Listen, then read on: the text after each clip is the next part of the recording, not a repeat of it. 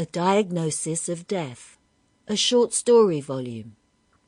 We sit, we lie, we wait, we are examined, we are left alone. Emotions fritter, the door reopens. The face, is it tinged with sadness or reassuring and open? The words, are they easy to comprehend? Is it good news or bad? We can answer that. It's bad. Undeniably bad. None of our authors have good news for you. Diagnosis? You already know that. Death. A Diagnosis of Death by Ambrose Bierce. I am not so superstitious as some of your physicians, men of science as you are pleased to be called, said Horver, replying to an accusation that had not been made. Some of you, only a few, I confess, believe in the immortality of the soul and in apparitions, which you've not the honesty to call ghosts. I go no further than a conviction that the living are sometimes seen where they are not, but have been, where they have lived so long, perhaps so intensely, as to have left their impress on everything about them. I know indeed that one's environment may be so affected by one's personality as to yield long afterward an image of oneself to the eyes of another. Doubtless the impressing personality has to be the right kind of personality, as the perceiving eyes have to be the right kind of eyes. Mine, for example. Yes, the right kind of eyes conveying sensations to the wrong kind of brains, said Dr. Fraley, smiling. Thank you. One likes to have an expectation gratified. That is about the reply that I supposed you would have the civility to make. Pardon me, but you say that you know. That is a good deal to say, don't you think? Perhaps you will not mind the trouble of saying how you learned. You will call it an hallucination, Horver said, but that doesn't matter. And he told the story. Last summer, I went, as you know, to pass the hot weather term in the town of Meridian.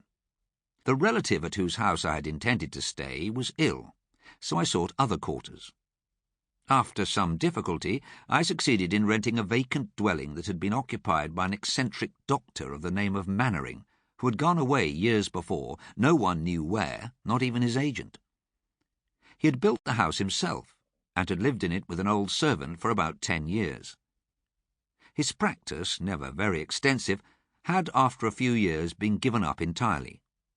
Not only so, but he had withdrawn himself almost altogether from social life and become a recluse.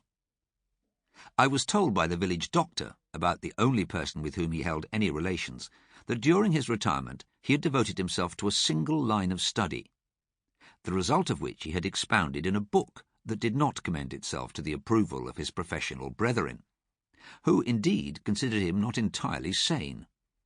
I have not seen the book, and cannot now recall the title of it, but I am told that it expounded a rather startling theory. He held that it was possible in the case of many a person in good health to forecast his death with precision several months in advance of the event.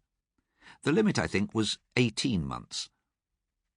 There were local tales of his having exerted his powers of prognosis, or perhaps you would say diagnosis, and it was said that in every instance the person whose friends he had warned had died suddenly at the appointed time and from no assignable cause.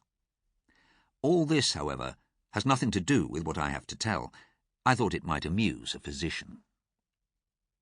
The house was furnished just as he had lived in it.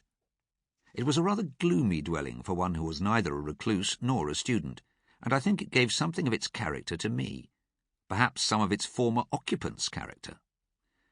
For always I felt in it a certain melancholy that was not in my natural disposition, nor, I think, due to loneliness. I had no servants that slept in the house, but I have always been, as you know, rather fond of my own society, being much addicted to reading, though little to study. Whatever was the cause, the effect was dejection and a sense of impending evil. This was especially so in Dr. Mannering's study, although that room was the lightest and most airy in the house. The doctor's life-size portrait in oil hung in that room and seemed completely to dominate it. There was nothing unusual in the picture. The man was evidently rather good-looking, about 50 years old, with iron-grey hair, a smooth-shaven face. Sample complete. Ready to continue?